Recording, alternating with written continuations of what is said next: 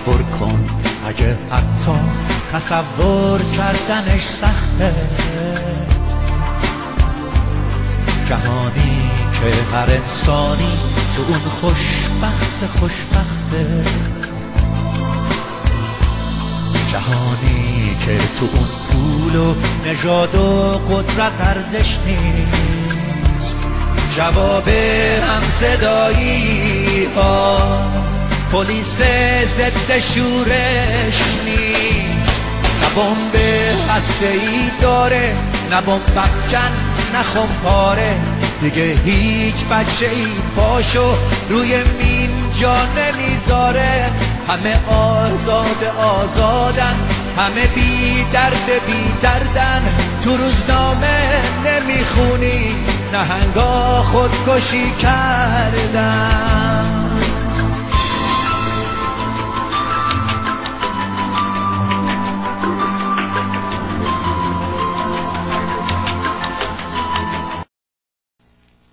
با سلام و درود خدمت هموطنان عزیزم، شهره آسمی هستم. برنامه دیگری از تلویزیون ایران ما رو تقدیم حضورتون میکنم. امروز سه‌شنبه 8 ماه می برابر با 19 اردیبهشت ماه هست. اجازه بدید قبل از هر چیز ترتیب برنامه‌های امروز رو خدمتتون بگم. در بخش اول برنامه خودم در خدمتتون خواهم بود و در بخش دوم برنامه از ساعت 1:30 دکتر ناصر سعادت لاجوردی برنامه‌های سه‌شنبه هاشون رو با شما پی میگیرن. برای کسانی که تازه به ما پیوستن بگم که برنامه‌های تلویزیون ایران ما از دوشنبه تا جمعه هر روز از ساعت 12:30 بعد از ظهر به وقت شرق آمریکا برنامه‌هاش پخش میشه و روزی بین 2 تا 3 ساعت برنامه زنده داره. بهترین سایتی که میتونید برنامه‌های تلویزیون رو ببینید سایت خود تلویزیون هست www.iranmatv.com. بعد از ایران EMATV بدون هیچ فاصله .com. کسانی که جعبه GLVیز دارن میتونن این برنامه‌ها رو روی کانال 160 ببینن یا اگر ندارن جعبه رو باز هم روی اینترنت روی سایت GLVیز میتونن در بین همه تلویزیون ها تلویزیون ایران ما رو هم پیدا بکنن. خب اجازه بدید که اول خدمتتون عرض کنم برنامه دیروز چون مجبور بودم فقط یه برنامه 1 ساعته خدمتتون تقدیم بکنم، بنابراین در تکرار برنامه یه ویدیویی از آقای نوریزاد براتون گذاشتم که علاقه‌مند بودم خودم توی برنامه هم راجبش صحبت بکنم بعد ویدیو رو بذارم، ولی چون دیگه برنامه کوتاه بود به تکرارش اون برنامه رو پیوست زدم و براتون گذاشتم. پس بنابراین کسانی که برنامه رو زنده دیدن اون ویدیو رو ندیدن. من امروز اون ویدیو رو یک بار دیگه نشون میدم.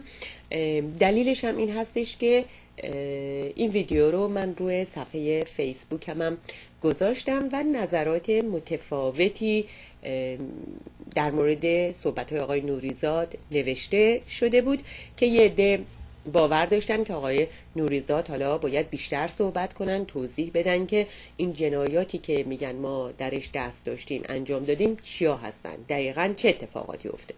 یه عده یه حالت بی‌اطمینانی دارن، فکر میکنن این یه ظاهرسازیه که جمهوری اسلامی داره در درون خودش اپوزیسیون سازی میکنه و یه عده دیگه هم به هر صورت حالا به زبون رک نه ولی نمیتونن قبول بکنن، نمیتونن بپذیرن این افرادی که به اصطلاح از حکومت بریدن، از بدنه جدا شدن، میخوان به مردم بپیوندن، یه جورهایی حالا یه عده مؤدبانه تر، یه عده مؤدبانه تر، یه عده خشن‌تر قبول نمیکنن این قضیه رو، ولی یه عده دیگه هم با آغوش باز میگن که هر کسی که از نظام بکنه، ببره، پشیمون بشه و به مردم بپیونده ما آغوشمون رو برای اونها باز خواهیم کرد. من تو صفحه فیسبوکم در مورد آقای نوریزاد نوشته بودم که من درود میفرستم به شرف این مرد. یکی از دوستان صفحه فیسبوک نوشته بودن که ایشون نون رو به نرخ روز میخورن. من نمیدونم منظور از نون رو به نرخ روز خوردن چی هست، ولی نون رو به نرخ روز خوردن الان ایران این هست که همصدا با قدرتمندان بشین، همصدا با رهبر بشین، نه تنها بتونید مقامات مختلف و عالی و یکی بعد از دیگری بگیرید مثل جنایتکاری مثل آقای سعید مرتضوی، بلکه این سفره و خوان هم بر روی شما باز هست که هر چقدر میخواهید میتوانید از طعامش استفاده بکنید. ولی کسانی که نمیگن، کسانی که طرف حق رو میگیرن، یه ذره انصاف داشته باشیم. اینها انسانهای با شرفی هستن که به زندان انداخته میشن، سرشون رو تو کاسه توالت چند بار بالا پایین میکنن، شکنجهشون میکنن، کتکشون میزنن. اینها انسانهایی هستن که وجدانشون معذب شده، اینها پشیمان هستن که چرا طرفداری حکومتی رو کردن، با حکومتی بودن که این جنایات رو با مردم ما کرده. این نظر شخصی من هست، من نظر شما رو نمیدونم. خوشحال میشم بشنوم، برام پیغام بگذارید، خوشحال میشم ایمیل بفرستید. ولی باور من هست که ما باید یا بهتره آغوشمون رو باز بکنیم برای کسانی که به مردم میپیوندن. اگر قرار باشه این فضای ترس و وحشت رو در مخالفین نظام ایجاد بکنیم که نه اینها جنایات کردن، دستشون تا خون آغشته است، از این شعارهایی که میدیم، همه اونقدر شجاع نیستن که بیان جلوی این حرفا رو بزنن. میگن هر طور شده حتی ما مخالف این نظام هم هستیم، با چنگ و دندون نگهش داریم، چون معلوم نیستش که گروه که بعدی که میان چه بلای قراره سر ما بیارن.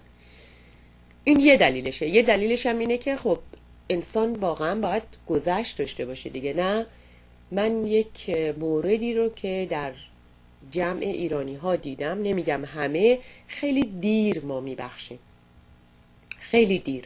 اگر یک کسی 25 سال پیش، مثلا 40 سال پیش یک کاری کرده که کار درستی نبوده، ما به هیچ وجه حاضر نیستیم اون یه لکه رو ببخشیم یا گذشت بکنیم. همون اتفاقی که در افریقای جنوبی افتاد و آقای ماندلا اون کارو کردن و اون گذشت بزرگی که این ملت کرد با کسانی که سرشون چه بلاها آورده بودن. خوبه یکم پلو خودمون فکر بکنیم، یکم میدونید قلبمون رو باز بکنیم به کسانی که فهمیدن اشتباه کردن. ما همه اشتباه کردیم. حالا یه زمانی یه اشتباهایی توی زندگی هزینه های کمتر داره، یه اشتباه های هزینه بیشتر برای یه عده دیگه هم داره، ولی به هر صورت من آغوشم رو باز میکنم، میگم خوش اومدن کسانی که از نظام بریدن و به جمع مردم پیوستن. خب من در طول برنامه امروز یه بار دیگه این فیلم این مرد شریف رو، آقای نوریزاد رو براتون پخش میکنم برای کسانی که دیروز تکرار برنامه رو ندیدن، برنامه زنده رو دیدن و این ویدیو رو به هر صورت ندیده بودن. حالا شاید جاهای دیگه دیدن ولی من یه بار دیگه پخش میکنم. خدمتون عرض بکنم که دیشب در کانون دوستداران فرهنگ ایران دکتر مهدی نوربخش سخنرانی داشتن تحت عنوان مداخله بشردوستانه. من این فیلم رو براتون ضبط کردم، به احتمال زیاد 5 شنبه این ویدیو رو میگذارم که ببینید، همراه با سوال و جواب های ویدیوی طولانی براتون میگذارم که بدونید اون شب چه گذشت، مردم چه سوال هایی داشتن و آقای نوربخش چه پاسخی به مردم داشتن.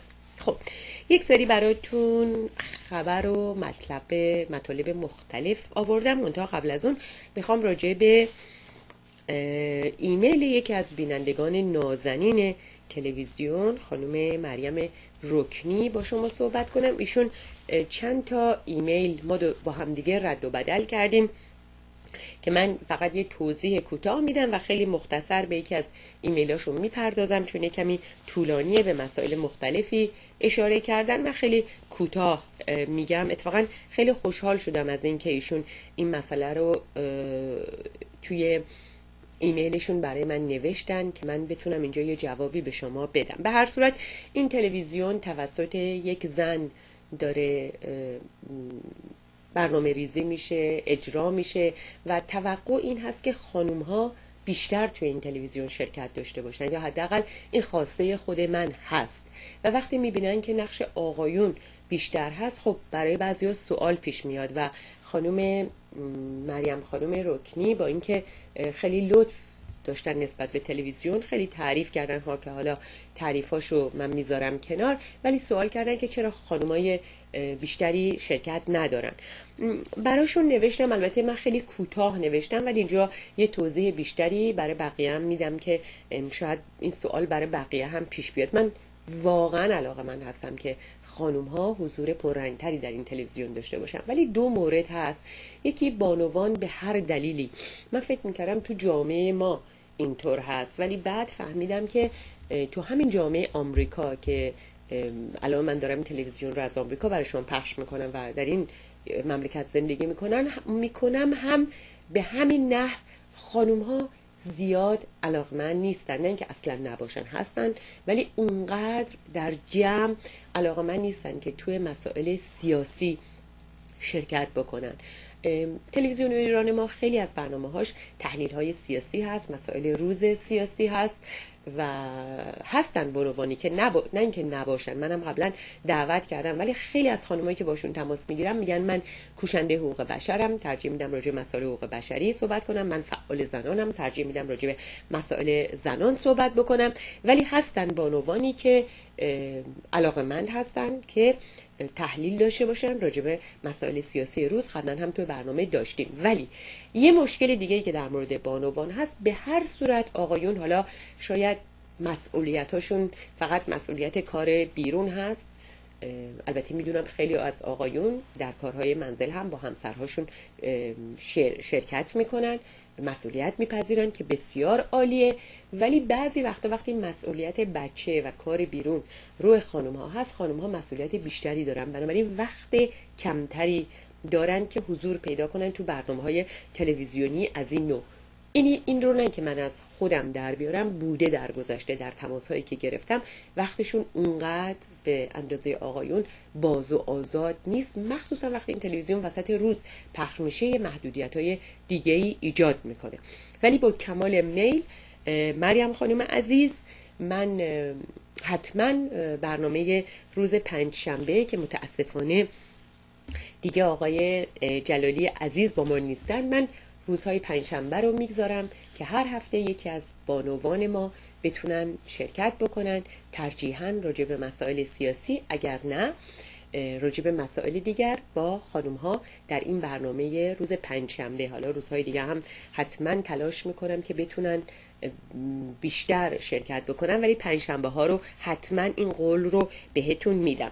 مریم خانم لطفی که کردن، وقتی من براشون نوشتم که یه مقدار حضور خانم ها کمرنگ هست، ایشون یه اشاره میکنن به خانم ها و حتی میگن در جامعه آمریکا، مثلا در شرکت ها و جاهای مختلف، متاسفانه میگن که men support men، مردها رو حمایت میکنن and women support men too، و خانم ها بازم آقایون رو حمایت میکنن، به جای اینکه then who would stand for women، پس کی از خانم ها حمایت بکنه؟ یعنی میگن این مشکل هست که خود خانم ها هم زیاد از خانم ها حمایت نمی کنن.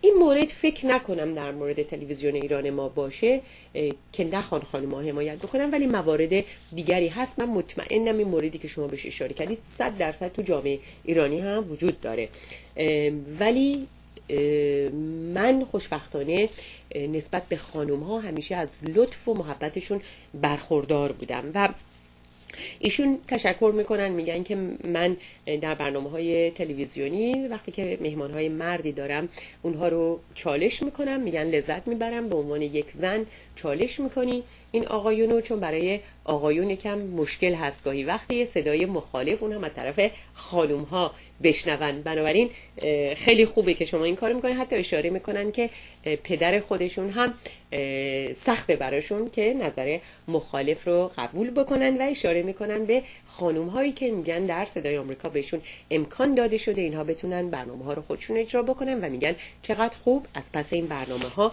برآمدن. و دیگه ایشون مسائل دیگه ای رو مطرح میکنن، لطف دارن نسبت به تلویزیون، میگن برنامه ها رو میبینن و اینکه میگن یه حالت صمیمی و خودمونی داره و میگن که وقتی که میشینن با خیال راحت احساس میکنن یه جای خودمونی مثل تو خونه خودشون نشستن و دارن این برنامه رو نگاه میکنن. مریم خانم عزیز، مریم خانم رکنی، من از لطف شما بسیار سپاسگزارم و خیلی از خانم ها و آقایون دیگری که لطف دارن و نظراتشون رو با من در میون میذارم. نظراتتون برام خیلی مهمه. یه زمانی هست ببینید همین ایمیل مریم خانم رکنی باعث شدش که من با اینکه یکم میگم حضور خانم ها مشکل بود ولی سعی کردم یه تلاش دوباره بکنم، برنامه ریزی بکنم و این کار رو انجام بدم. بنابراین نظر شما برای من خیلی مهمه که نظراتتون رو با من در میون بذارید. خب اجازه بدید که بگم امروز در بین تمام کارها من باید بیشتر تلاش بکنم که براتون ترانه های زیباتر و جالبتر بیارم که اینقدر ترانه های قدیمی رو براتون نذارم. یه ترانه‌ای که خیلی دوست دارم، ترانه جدیدی نیست که این رو سیمین خانم خوندن، شعرش رو آقای مسعود امینی گفتن، قوزک پا که این تنظیم جدیدشه. شعر قبلی رو، ترانه قبلی رو اگه اشتباه نکنم فریدون فروغی خونده که این خیلی ترانه زیبایی، اجراش فوق‌العاده است و این رو به عنوان اولین ترانه براتون میگذارم. حتما این ترانه رو قبلا شنیدید ولی اولین باره که در این تلویزیون پخش میشه. ببینید من حواسم باید کجاها باشه در مورد برنامه ها، اشکالات فنی، این حواسم حتما وظیفمه به این هم باشه که براتون ترانه های جدیدی هم بیارم. خب حتما متوجه شدین و از ایمیل های شما هم متوجه میشم که ترانه هایی که من در این تلویزیون پخش میکنم یه حال و هوای خاص خودش رو داره به هر صورت. خب فعلا قوزک پا رو نمیخوام براتون پخش کنم، یه چند تا خبر دیگه هم هست میخوام با شما در میون بذارم. سعی میکنم سه شنبه ها تا اونجا که امکان داره، حالا اگر سه شنبه روز فرهنگی برنامه فرهنگی خاصی نباشه ولی حداقل اول برنامه رو به چند تا برنامه هنری و فیلم و نمایشگاه و از این نوع برنامه ها اختصاص بدم، خبراش رو با شما در میون بذارم. ولی یه روزی که ازش گذشتیم و حیف که گذشتیم، برای اینکه این روز یک شنبه بود و دیروز هم که گفتم برنامه کوتاه تقدیمتون کردم، پس امروز خبر این روز مبارک رو خدمتتون عرض میکنم و روز جهانی خنده است. یه خنده، یه لبخند درست حسابی، یه خنده خوب و حسابی بکنید که هم برای سلامتتون خوبه هم برای روحیتتون خوبه. و یه تاریخچه کوتاهی از این روز خدمتتون تقدیم کنم. این نوشته رو از سایت رادیو فردا برداشتم و اینکه یک شنبه 6 ماه می که مصادف است با 17 اردیبهشت روز جهانی خنده است. روزی که مردم برای شادی و خنده و دستیابی به صلح از طریق خنده به خیابان می آیند. نامگذاری یک روز از سال به عنوان روز جهانی خنده ایده مادان کاتاریا بود، پزشک هندی که در سال 1995 یوگای خنده رو ایشون ابداع کرد و به همت وی از سال 1998 تا کنون اولین یک شنبه ماه می به عنوان روز جهانی خنده شناخته میشه و در این روز مردم در شهرهای مختلف در مکانی جمع میشن و بدون دلیل و بی وقفه میخندن. جالبه که بدونید که توی ایران هم یک کلاسایی هست، حالا خدمتتون میگم، از این نوع برای من خیلی جالب بود. نخستین روز جهانی خنده سال 1998 و تنها در منبع هند برگزار شد که 12,000 تن از اعضای باشگاه‌های خنده هند در اون شرکت کردند. باشگاه خنده مکانی است که تمرین‌های یوگای خنده در آن اجرا می شود. سال 2000 اما برای نخستین بار روز جهانی خنده از مرزهای هندم عبور کرد و در کوپنهاگ پایتخت دانمارک برگزار شد. در این رویداد بیش از 10,000 نفر در میدان اصلی شهر گرد هم آمدند. مادان کاتاریا قصد دارد از طریق خنده صلح را در جهان برقرار کند. او میگوید وقتی شما میخندید تغییر میکنید و وقتی تغییر میکنید تمام جهان اطراف شما تغییر میکنند. خب من این رو قسمت حالا دارم از خودم میگم، نه از روی این مطلب. این مسئله خنده یک خاصیت درونی داره، یک خاصیت بیرونی. خاصیت درونیش که حتی پزشکا هم گفتن که وقتی شما میخندید به اصطلاح در بدن شما ترشحاتی ایجاد میشه که باعث بهبود ناراحتی‌های شما میشه. برای همین هسته که خنده رو پزشکا خیلی توصیه میکنن. حالا چقدر خوب که این شخص آمده میگه اثر بیرونی هم داره و روی اطراف شما، روی آدم‌های دور و برتون، روی جهانتون وقتی که این رو با تعداد بیشتری انجام میدید اثر میگذاره. خیلی روز مبارکی هست این روز. به هر صورت در روز جهانی خنده اعضای باشگاه‌های خنده به همراه اقوام و دوستان و همچنین علاقه‌مندا به خیابان آمده و میخندن. در طول مراسم افراد دست میزنن، میرقصن، فریاد میزنن، هوهوهاها و خوبه همینه انجام میدن. خب میگن که موسیقی هم استفاده میکنن و ولی جالب اینه که این باشگاه‌ها توی ایران هم وجود داره. در ایران نیز باشگاه خنده سال 1380 توسط مجید پزشکی تأسیس شد. همینک از جمله در تهران، کرج و رودهن باشگاه خنده وجود دارد و به نوشته وبسایت باشگاه خنده و تندرستی ایران 10 مربی یوگای خنده در شهرهای مختلف ایران به فعالیت مشغول هستند. به گزارش خبرگزاری مهر بهانه خندیدن در این باشگاه‌ها شکلک، بازی، شعرهای کودکانه مثل عمو زنجیرباف و ورور جادوست. نمیدونم حالا سپاه پاسداران و بسیج و اینا سراغ این باشگاه‌ها هم رفتن یا خیر که بگن چرا میخندن این افراد. خب اجازه بدید که بله این ترانه قوزک پا رو براتون بگذارم و چند تا خبر مهم هنری خدمتتون بگم که یکیش نامه خانم مریل استریپ، یکی از هنرپیشه های برجسته آمریکا، به آقای اصغر فرهادی هست. خب بریم این ترانه زیبای قوزک پا رو گوش بکنیم، با هم دیگه برگردیم. من برنامه رو با شما پی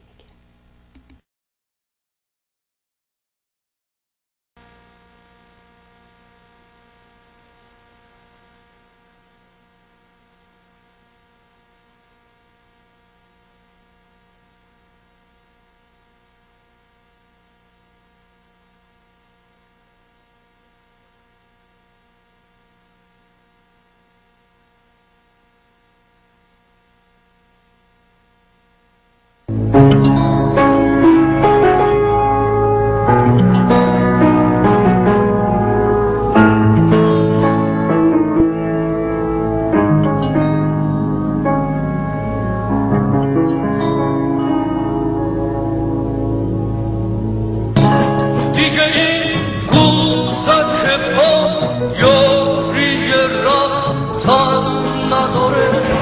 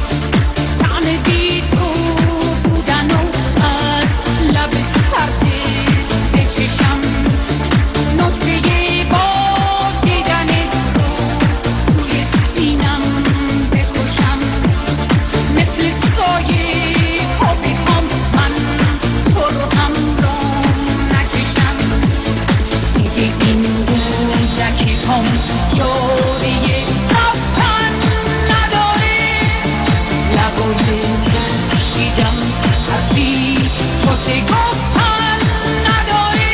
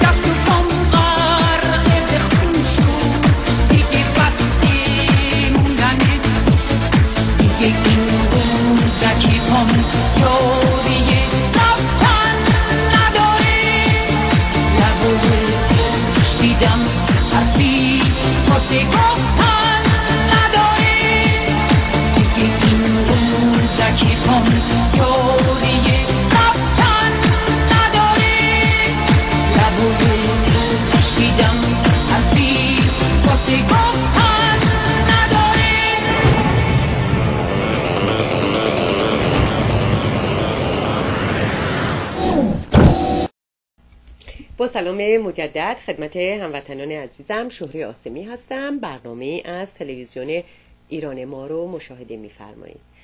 این ویدیو مثل بعضی از ویدیوها که هم ترانه هم موسیقی و در حقیقت صدای خواننده با همدیگه همکاری میکنن که یک کار جذاب رو ارائه بدن، یکی از همون کارهای زیبا هستش که به نظر من خیلی ویدیوی جالبیه. امیدوارم شما هم پسندیده باشید. خب اجازه بدید به این نامه خانم مریل استریپ که قبل از شنیدن این ترانه بهش اشاره کردم بپردازم و بگم که این خبر رو براتون از سایت رادیو زمانه گرفتم و خانم مریل استریپ بازیگر با سابقه آمریکایی فیلم جدایی نادر از سیمین را فراتر از همه ابزارهایی دانست که میتوانند کشورها را به هم نزدیک یا از هم دور کنند. تارنمای روزنامه شرق امروز سه‌شنبه 19 اردیبهشت ماه نامه سرگشاده‌ای از سوی مریل استریپ بازیگر آمریکایی برنده 3 جایزه اسکار خطاب به اصغر فرهادی کارگردان فیلم جدایی نادر از سیمین و برنده اسکار رو منتشر کرد. ایشون خیلی صحبت‌های زیبایی کردن در این نوشتهشون نامشون به اصغر فرهادی، ولی اجازه بدید که من یه بخشای خیلی کوتاهیش بپردازم. ایشون میگن که در بخش مریل استریپ در بخشی از این نامه گفته است اصغر فرهادی با ساختن این فیلم دلپذیر کاری کرد که هیئت دیپلمات و اخبار روزنامه ها از آن عاجز بودند. وی گفت اصغر فرهادی اجازه داد تا ما خود را در آینه زندگی دیگران ببینیم و مخمسه های یکدیگر و مخمسه انسانیت مشترکمان را درک کنیم. بعد ایشون می نویسن که فیلم جدایی نادر از سیمین تصویرگر داستان خانواده‌ای در حال گسست با پیچیدگی‌های اخلاقی و عاطفیشان است که خانواده‌های ما و ایرانیان رو به هم نزدیک می‌کند. و ایشون به گفته مریل استریپ فرهادی اجازه می‌دهد تا ما عملی درناک و سرشار از عشق شستشوی پدری پیر را باز شناسیم. اجازه می‌دهد شوک حاصل از بازی کودکی که پیچ دستگاه اکسیژن را باز و بسته می‌کند و باز می‌بندد و باز می‌کند و می‌بندد را حس کنیم، همچنان که سرنوشت با زندگی ما در حال بازی است. و ایشون میدونید که جوایز مختلف خیلی زیادی هم خانوم مریل استریپ بردن. در هر صورت خود آقای اصغر فرهادی، من قبلا 2 هفته پیش بود توی تلویزیون براتون گفتم که یکی از 100 چهره تاثیرگذار سال بودن که از طرف مجله تایم انتخاب شده بودن. 100 چهره رو مجله تایم هر سال انتخاب میکنه که 100 فرد تاثیرگذار رو روی در جهان که اصغر فرهادی و آقای خامنه‌ای 2 نفری بودن که روی جلد تایم عکساشون آمده بود. به هر صورت آقای اصغر فرهادی همین اواخر عکس‌العمل نشون داده بودن به مقامات دولتی داخل ایران که میخواستن افغانی ها رو از مازندران بیرون بکنن. ایشون با یه عده دیگه از هنرمندان اعتراض کردن. فیلمشون رو که الان در حال ساختن فیلم در فرانسه هستن کارو ول کردن، رفتن که اونجا با افغانی ها باشن و الان هم گفتن که در روز 22 و 23 اردیبهشت ماه باز به ایران باز میگردن و در بین تعدادی از شهروندان ایرانی و مهاجر افغان ضمن نمایش فیلم جدایی نادر اسیمین و برگزاری جلسه های نقد و بررسی آن با مهاجران افغانی همدلی و گفتگو میکنن. دیگه خبر هنری دیگه‌ای که براتون دارم این که آثار 6 هنرمند برجسته ایران در موزه متروپولیتن نیویورک به نمایش گذاشته شده. موزه متروپولیتن در نیویورک 7 تن از 6 تن از هنرمندان برجسته ایرانی رو به نمایش گذاشته. ببخشید 7 اثر از 6 هنرمند رو به نمایش گذاشته که آثار اشخاصی مثل منیر شاهرودی، فرمان فرمایان، پرویز تناولی، وایزد کامی، شیرین نشاط، افروز عمیقی و علی بنی صدر رو تا 3 سپتامبر در این موزه معتبر شهر نیویورک به نمایش گذاشته. فقط یه اطلاعات کوتاهی خدمتتون عرض کنم از این هنرمندا. منیر شاهرودی فرمان فرمایان متولد سال 1303 هست، از نخستین هنرمندان مدرنیست که ایشون بانو هم هستن، زن ایرانی هستن، از اولین کسانی هستن که به اصطلاح سردمدار این نوع هنر هستن. اثر ارائه شده از او در این نمایشگاه پرواز دلفین نام داره. خانم فرمایان که در آمریکا تحصیل کرده، سالهای زیادی رو در نیویورک گذرونده و با مطرح کردن هنرمندان و با مطرح ترین هنرمندان زمان خودش مثل جکسون پلاک، اندی وارهول و فرانک استالا دوستی داشته است و بیش از 10 سال میشه که ایشون به ایران برگشتن و کارهای هنریشون رو در ایران دنبال میکنن. و دیگر از کارهای هنری که در این نمایشگاه وجود داره، شاعر که هیچ میشود، اثری از پرویز تناولیه که همه با ایشون با اسمشون آشنا هستین. متولد سال 1316 هستن، گرانترین هنرمند زنده ایران هستن که سال گذشته این مجسمه رو به بخش اسلامی موزه متروپولیتن در حقیقت سال گذشته اهدا شد. این مجسمه به متروپولیتن به بخش اسلامیش اهدا شد و این اثر مجسمه برنزی است که فرمی شبیه به انسان داره و دورش واژه‌های هیچ نوشته شده. و دیگه آقای وایزد کامی متولد سال 1335 هست، از برجسته‌ترین نقاشان معاصر ایران. عمده شهرتش را مدیون نقاشی‌های پورتره‌اش هست و کامی در آثارش بسیار از عرفان ایرانی و به خصوص مولانا الهام گرفته. و دیگر از شیرین نشاط در این نمایشگاه آثارشون هستش که ایشون متولد 1336 هستن و اثری از مجموعه زنان الله به نمایش گذاشته شده. از ایشون مجموعه با الهام از تصاویر انقلاب اسلامی و همچنین وضعیت زنان ایران در دوران جنگ ایران و عراق و به طور کلی تر در جمهوری اسلامی. و افروز عمیقی که متولد 1353 است، با والدینی زرتشتی یهودی بزرگ شده. آثار او تلفیقی از هنر معاصر و بتجقه ها و اشکال هندسی موجود در هنرهای سنتی ایران، عثمانی و اندلس هستش. و دیگه علی بنی صدر که متولد 1355 در ایران هستش. او در دوران جنگ ایران و عراق هم در ایران بوده، اونجا بزرگ شده و میتوان بازتاب این تجربه کودکی رو در نقاشی‌هاش دید. در آثار نیمه ابستره او تأثیر این هنرمند از هیرونیموس بوش، هنرمند هلندی قرن 15 16 میلادی، با ترکیبی از مینیاتورهای قدیم ایرانی و همچنین اکسپرسیونیسم دیده میشه. خب اینم نمایشگاهی که الان در نیویورک هستش.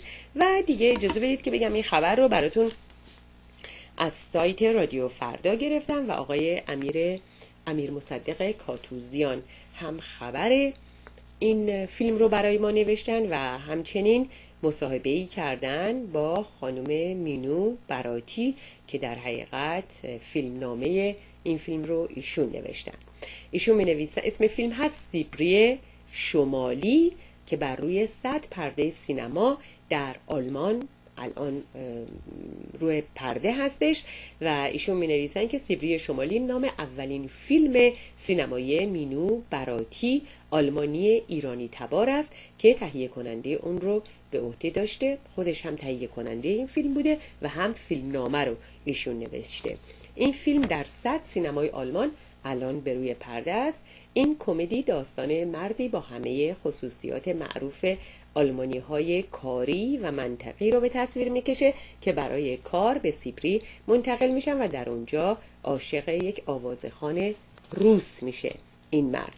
و خانم مینو براتی که فیلم نام نویس و تهیه کننده این فیلم هستن، همسر پنجمین همسر یوشکا فیشر وزیر خارجه پیشین آلمان هستن. پدر ایشون مهران براتی هستن که خودشون یک دانشگاهی و فعال سیاسی هستن و اینجا ازشون سوالای جالبی میشه که حالا وقت زیادی نیست که به همه گفتگو بپردازیم، ولی ازشون در مورد این سوال میشه که آیا شما قصد این رو هم داشتین که به اصطلاح یه جرقه‌ای بخواین که این فیلم تو ذهن آلمانی ها بزنه در رابطه با رفتاری که با مهاجرین دارن. ایشون گفتن که این هم هست و به جنبه های مختلفی اشاره کردن. ولی سوال جالبی که از ایشون میشه، میپرسن پدرتان مهران براتی یک دانشگاهی و فعال سیاسی است که بیش از 4 دهه پیش به آلمان مهاجرت و در آنجا زندگی کرده است. میپرسم تجربه بزرگ شدن با یک مهاجر نسل اولی بر روی سناریوی شما اثر گذاشته یا نه؟ ایشون جواب میدن من هیچ وقت به این موضوع فکر نکرده بودم، اما نمیشه انکار کرد که این رابطه میتونه روی من اثر گذاشته باشه بدون اینکه از اون خودم آگاه باشم که در طول زندگی در کنار پدری بودم که بسیار دوستش داشتم و همه عمر با من در این کشور زندگی کرد و اون رو میهنش ندانست. این شرایطی است بسیار دردناک که دردش به فرزندان هم منتقل می شود.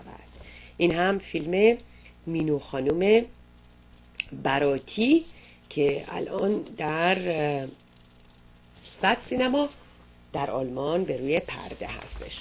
خب اجازه بدید که من یک اشارم بکنم که به درگذشت آقای ایرج قادری که ایشون هم بازیگر و هم کارگردان سینمای ایران بودن. روز یکشنبه ایشون فوت کردن و به هر صورت جمهوری اسلامی نگران، میدونید که هنرمندان ما به محض اینکه فوت میکنن حالا به هر صورت اونها رو دفن میکنن که مبادا عده زیادی از طرفدارانشون برن و یک جمعی رو تشکیل بدن و این یکی از نگرانی های جمهوری اسلامی.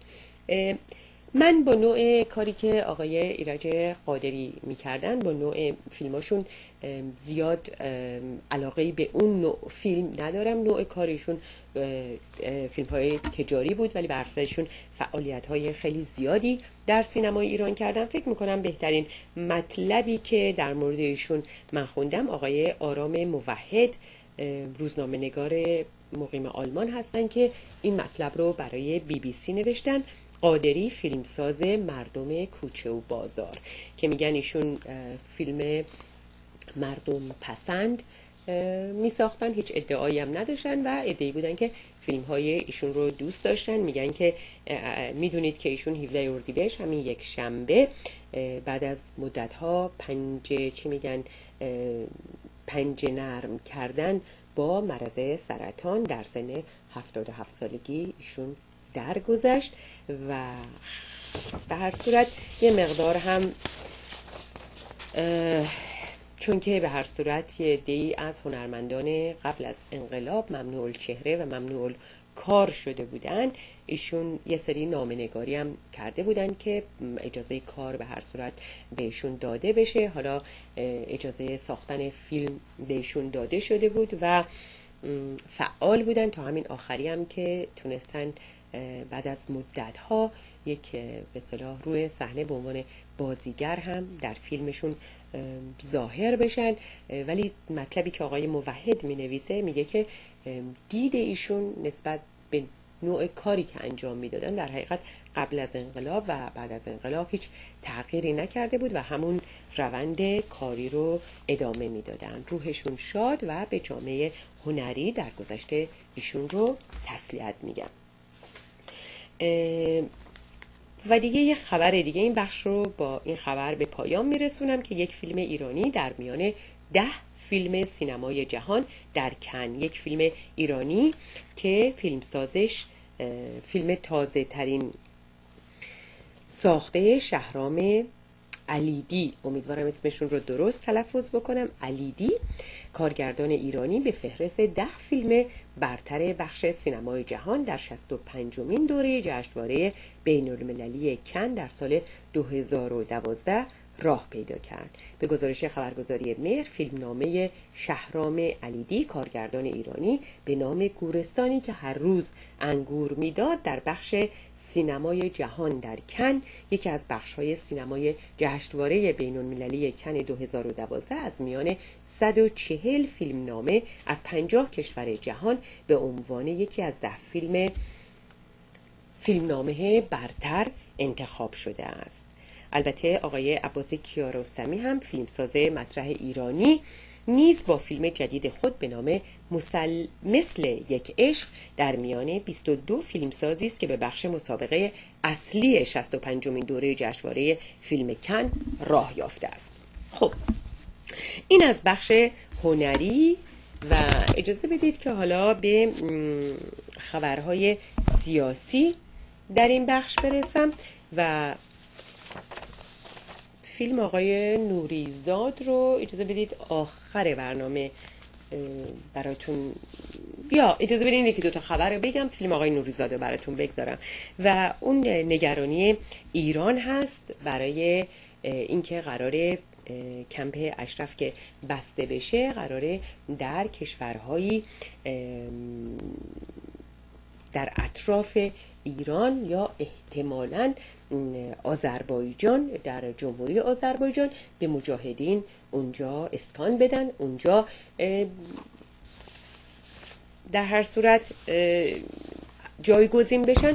ولی جمهوری اسلامی نگرانی خودش رو و اعتراضش رو به این مسئله ابراز کرده. مخصوصا یک خبر دیگری هم هست که اجازه بدید اول من از طرف سخنگوی ایران بگم. سخنگوی وزارت خارجه ایران روز سه‌شنبه 19 اردیبهشت در نشست خبری هفتگی خود در مورد احتمال اسکان یافتن اعضای سازمان مجاهدین خلق در جمهوری آذربایجان گفت اگر طراحی صهیونیستی آمریکایی باشد که آنها در کشورهای منطقه مستقر شوند، ما حساسیت بالایی نسبت به این موضوع داریم و به شدت واکنش نشون خواهیم داد. در یک خبر جداگانه که این خبر رو این خبری که الان براتون خوندم از سایت رادیو فردا گرفتم، ولی این خبری که الان دارم براتون میخونم از سایت رادیو زمانی گرفتم و اینکه آذربایجان پایگاه اسرائیل برای هجوم به ایران می شود. و در این مطلب که حالا من به یه بخشای کوتاهیش میپردازم، داره روابط بسیار قوی اسرائیل رو با آذربایجان که تا حالا با هیچ کشور دیگه از نظر اقتصادی همچین قراردادهایی نداشتن، طبق این خبر اینجا اعلام میکنه که روابط تنگاتنگ بسیار زیادی دارن و این نگرانی هم هست که اگر بخواد حمله‌ای به ایران بشه، اسرائیل شاید بخواد از فرودگاهی در آذربایجان استفاده بکنه. به هر صورت جمهوری آذربایجان اینجا آمده که روزنامه میامی هرالد در مطلبی افزایش همکاری های، اولا بگم که ببخشید این مطلب رو عایشه طلوعی برگردونده در سایت رادیو زمانه. روزنامه میامی هرالد در مطلب افزایش همکاری‌های نزدیک میان آذربایجان و اسرائیل را موجب نگرانی ایران توصیف کرد. افزایش مناسبات میان آذربایجان و اسرائیل به موضوع جالبی برای خیلی‌ها در خاورمیانه تبدیل شده است. اگر نه برای همه، لااقل این موضوع برای ایران به عنوان کشوری که با آذربایجان دارای اشتراکات فرهنگی و جمعیتی بسیاری است اهمیت دارد. میدونید که اخیراً هم روابط ایران با آذربایجان، جمهوری آذربایجان بسیار زیاد تیره شده و روابط زیاد خوبی ندارن. روابط اقتصادی میان آذربایجان و اسرائیل اکنون به 4 میلیارد دلار در سال می باشد. این بالاترین رقم مبادلات تجاری میان اسرائیل با جمهوری‌های استقلال یافته از شوروی سابق است. علاوه بر این، مقامات عالی رتبه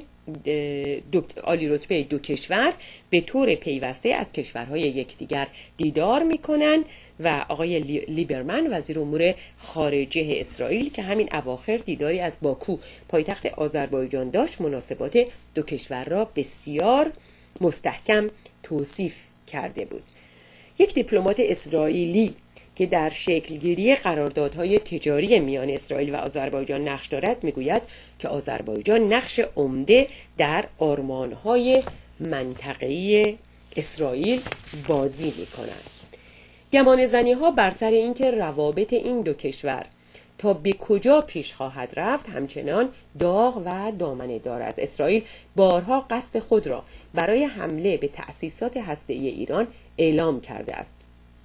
گزارش اخیری که نشریه فارن پالیسی سیاست خارجی آمریکا منتشر کرده است نشان می‌دهد که علاوه بر روابط تجاری، دولت آذربایجان فرودگاه‌هایی در شمال این کشور در اختیار اسرائیل قرار داده است تا در صورت نیاز برای حمله به ایران از آن استفاده کند. اگرچه این گزارش‌ها را مقامات آذری و اسرائیلی تکذیب کردند. در برنامه‌ای که اخیراً از کانال 2 اسرائیل پخش شد و از مهیا شدن ارتش اسرائیل برای انجام حمله احتمالی به ایران خبر میداد، یک مقام اسرائیلی که نام او منتشر نشد گفته بود که گزینه‌های بهتر و عملی‌تر به نسبت گزینه فرودگاه‌های آذربایجان نیز وجود دارد. اگرچه در این برنامه عنوان نشد که چه گزینه دیگری مد نظر است، اما نشان میداد که به رغم تکذیب مقامات دو کشور، گزارش فارن پالیسی چندان هم دور از واقعیت نبوده است. این گزارش کانال 2 اسرائیل نتوانست ایرانی ها را نسبت به اتحاد آذری اسرائیلی ها آسوده خاطر کند. روابط میان ایران و آذربایجان به طور پیوسته رو به وخامت گذاشته است. اوایل امسال زمانی که مقامات ایران متوجه فعالیت‌های اطلاعاتی اسرائیل در کنار مرزهای شمالی خود و از طریق خاک آذربایجان شدند، سفیر آذربایجان در تهران را به وزارت امور خارجه فراخواندند. افسر سابق ضد جاسوسی آذربایجان میگوید که قدرت‌های غربی همواره تمایل داشتند تا برخی از فرودگاه‌های آذربایجان را برای مدتی طولانی اجاره کنند و شاید اسرائیل در این زمینه موفق شده است. او می‌افزاید که اسرائیل در خارج از شهر باکو یک ناوگان بزرگ از هواپیماهای بدون سرنشین را نگهداری میکند. و همینطور این خبر ادامه داره، این مطلب ادامه داره که متاسفانه وقتش نیست من در این برنامه براتون بخونم، ولی ازتون میخوام که اگه علاقه‌مند هستید به سایت رادیو زمانه سر بزنید و این مطلب رو مطالعه بکنید. خب من قبل از اینکه برنامه رو واگذار بکنم به دکتر ناصر سعادت لاجوردی، فکر میکنم بهتر باشه که چند تا خبر دیگرم کوتاه با شما در میون بگذارم و بعد به عنوان فاصله بین این برنامه و اون برنامه بعدی ویدیوی آقای نوریزاد رو براتون پخش بکنم. یکی مسئله انقلاب فرهنگی و یک پارچه سازی جامعه هست که خانم پانتا بهرامی اون رو در سایت زمانه تهیه کردن و با آقای عطا هودشیان گفتگو کردن که متاسفانه تو این برنامه الان من نمیرسم با شما در میون بذارم. فقط خواستم بهتون یک اطلاعی از این نوشته بدم و مرگ یک کارشناس آژانس بین‌المللی انرژی اتمی در ایران بود. 2 تن از کارشناسان آژانس بین‌المللی انرژی اتمی در حال مأموریت در ایران دچار حادثه رانندگی شدند. یکی از اونها کشته شده و دیگری در بیمارستان هستش. به گزارش روابط عمومی سازمان انرژی اتمی ایران امروز سه‌شنبه 19 اردیبهشت ماه حدود ساعت 12 ظهر به وقت ایران 2 کارشناس آژانس بین‌المللی انرژی اتمی در حال مأموریت در نزدیکی مجتمع خنداب در استان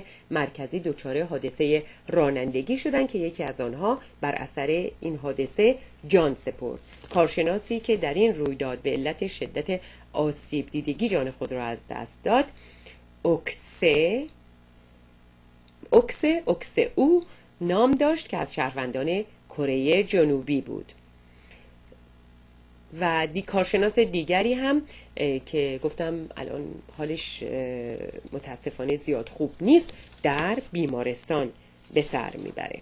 و دیگر مسئله جداسازی جنسیتی 350 کلاس درس در دانشگاه علامه طباطبایی هست که در این مطلب آمده که متاسفانه وقت خیلی زیادی از استادان گرفته میشه که اینها بتونن به کلاس‌های مختلف علاوه کلاس دخترها و پسرها برن و با اینکه خیلی از دانشجویان اعتراض کردن به این نوع جداسازی ولی رسیدگی به اعتراضات اونها به هیچ وجه نشده و آقای نتانیاهو بزرگترین ائتلاف تاریخ اسرائیل را تشکیل می‌دهد و توضیحات متفاوت دولت و قوه قضاییه در مورد عفو آقای ملکزاده که به نظر میاد ایشون رو آقای خامنه‌ای عفو کردن ولی دولت میگه هنوز حکمی برای ایشون داده نشده بوده که اصلا ایشون عفو بشه یا نشه، بنابراین هنوز گناهکار اصلا محسوب نشده بوده، پس ایشون بیگناهه. به هر صورت باز یک جنجال و جدل دیگه اینجا بین دولت و گروه های دیگه وجود داره، مثل اختلافاتی که آقای احمدی نژاد مدت هاست که با مجلس دارن. و دیگه خبر متاسفانه محاکمه 10 روزه 189 تن از دراویش گنابادی بدون حضور وکیل. خود وکیلا اینها هم که از حق و حقوقشون دفاع میکردن اینها توی زندان هستن. میدونید که جمهوری اسلامی هیچ طرز تفکر دیگه ای رو، حتی دید دیگه ای رو نسبت به خود اسلام هم نمیپذیره و مسائل عرفانی یک حالت خط قرمز در داخل کشور دارن و براتون همین هفته پیش بود یا هفته قبلش بود که خبری رو دادم که 5000 یا 6000 کتاب رو خمیر کردن در قم و بیشتر اینها کتاب‌های عرفانی بودن که اینها رو از بین بردن. خب من دیگه نمیخوام وقت دکتر سعادت لاجوردی، ناصر سعادت لاجوردی رو بگیرم. همینجا از شما دعوت میکنم به ویدیوی آقای نوریزاد توجه بکنید. من خداحافظی میکنم. برنامه بعدی رو دکتر سعادت لاجوردی با شما پی میگیرن. روز و روزگار بر شما خوش تا فردا ساعت 12.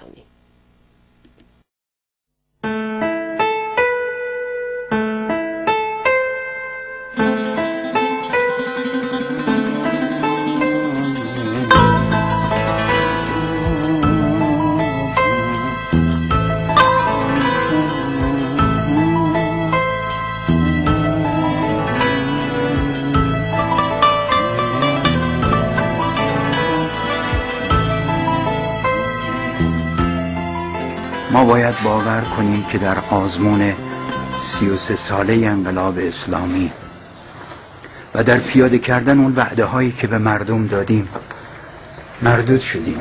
این یک حقیقته اگرچه تلخ. جهل مردم که تنها بستی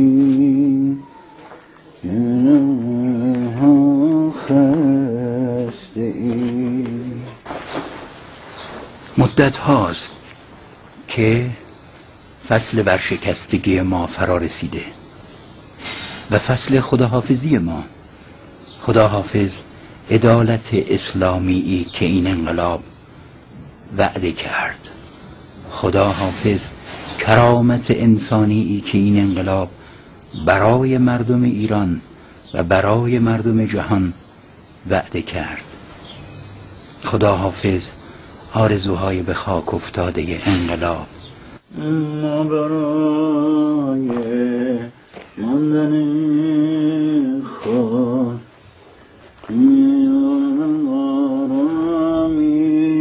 آرامیختیم، با فساد آمیختیم.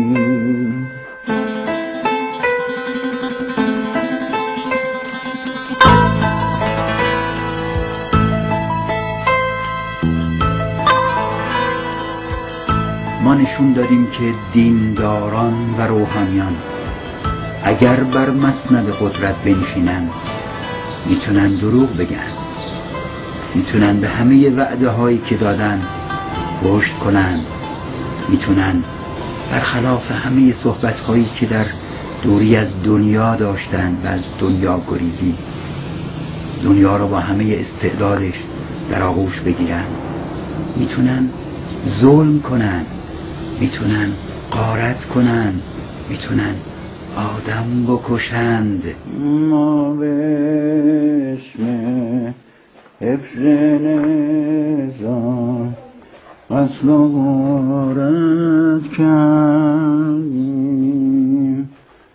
آبرو بردیم. ما رفوزه شدگان این آزمون 33 ساله ایم. وقتی در نظام اسلامی ما آستانه فاحشگی دختران به مرز 12 و 13 سالگی میرسه، شرمنده‌ام. سخن گفتن از غنیسازی اورانیوم غرور آفرین که نیست، ابلهانه است.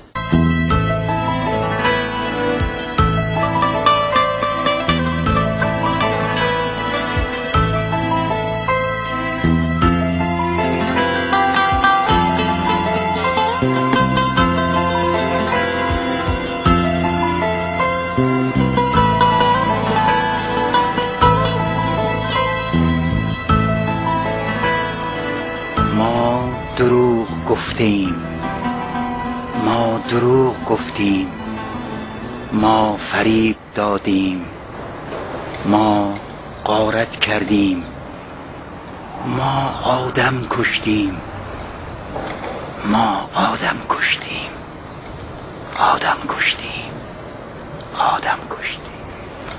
نشسته با یه قامت شکسته، دخترکی کنار دار قالی. ما باید قبول کنیم که شکست خوردیم و برای اینکه این تتمه ایمان مردم به اسلام به گرایش دینی باقی بمونه باید بپذیریم که گزینه‌ای هستیم در کنار سایر گزینه‌ها.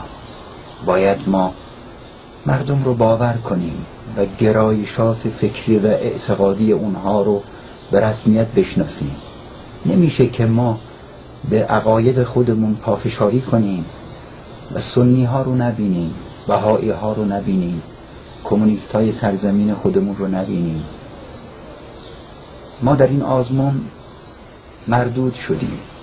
اگر برای بقای دینمون مشتاقیم باید در کنار سایر نهله‌های فکری و اعتقادی و گرایشات سیاسی قرار بگیریم و یکی از اونها بشیم.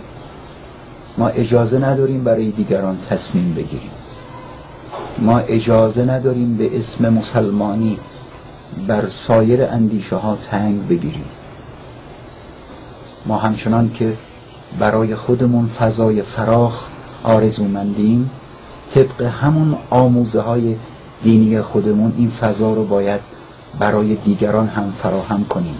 ما برای حفظ قدرت چه شررها کرده ایم، چه ضررها کرده ایم.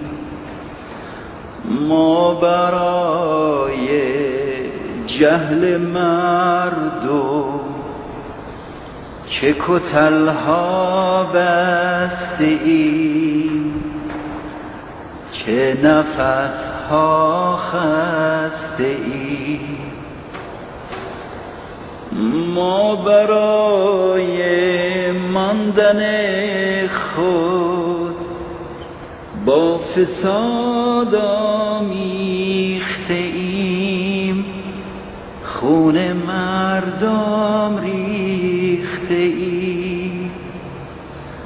ما به اسم حفظ اسلام قتل و غارت کرده ایم، آبروها برده ایم. ما دروغ گفتیم، ما دروغ گفتیم، ما دروغ گفتیم، ما غارت کردیم، ما آدم کشتیم، آدم کشتیم، ما آدم کشته ایم.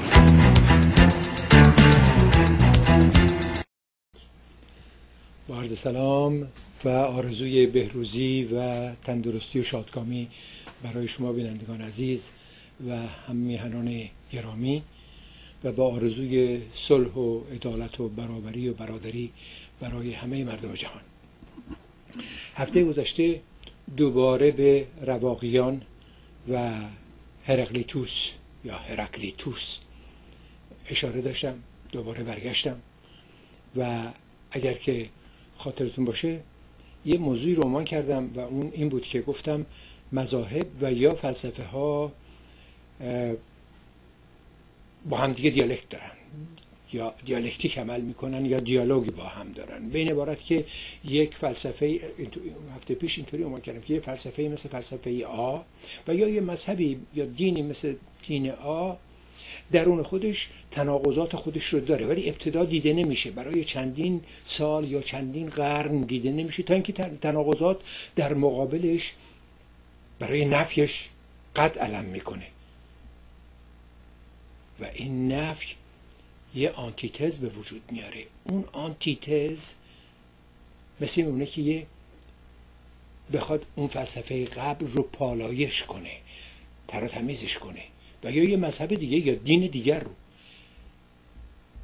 و سنتز به وجود میاد. سنتزی که به وجود میاد اثر داره روی همون فلسفه اولی و یا دین اولی. دین اولی خودشو تغییر میده، به عبارت دیگه خودشو پالایش میده، ترتمیز میکنه، اون گرفتاری ها رو سعی میکنه برطرف کنه. پس دیگه آیک نیست که من اونجا گفتم آیک، حالا تبدیل میشه به آدو و یا تبدیل میشه اصلا به میتونیم بگیم به یه فلسفه دیگری و یا به یه دین دیگری که خودش باز دو مرتبه با اون بیی که به وجود اومده بود با اون برخورد میکنه، مرتب در حال رفت و برگشت.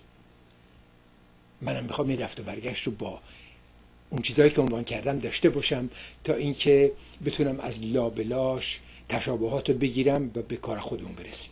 خب یه مثالی بزنم براتون برای که اصلا تا اگه مثال نزنم مسئله روشن نمیشه. ببینید در ابتدا جوامع چند خدایی بودن، حتی جوامع آریایی ها چند خدایی بودن، تا اینکه یکی از خدایان دیگر برتر میشه، مثل در جوامع آریایی ها اهورامزدا برتر میشه، یا در از بین 6 تا از بین 7 تا ببخشید اهورامزدا برتر میشه، و یا در بین مذاهب بابل یا سومری ها از بین 10 تا از همه مهمتر مردوخ میشه، یا در بین مذاهب یونانی ها از بین 12 تا زئوس که بعدها میشه ژوپیتر که همون مشتری خودمون باشه، ستاره مشتری باشه، اون از همه گردن کلفتر میشه، قادر میشه، قادر میشه. اونه که اون وقت بقیه دستور میگه. فی الواقع مثل میمونه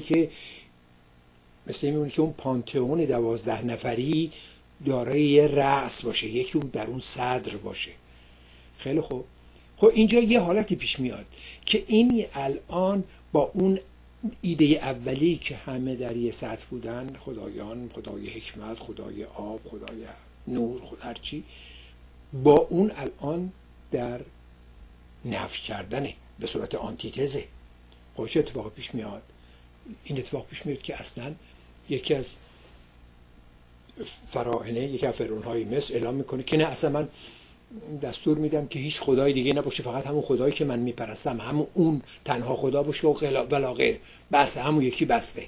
یهو میریم به سمت تک خدایی و اونجا دستور میده به مشاورش که احیانا ممکنه حضرت موسی بوده که برو واسه من یه چیزی درست کن که یه تک خدا باشه. تک خدایی درست میشه. بعد که اون فرعون از بین میره، مردم جمع میشن و به خصوص روحانیان جمع میشن که بابا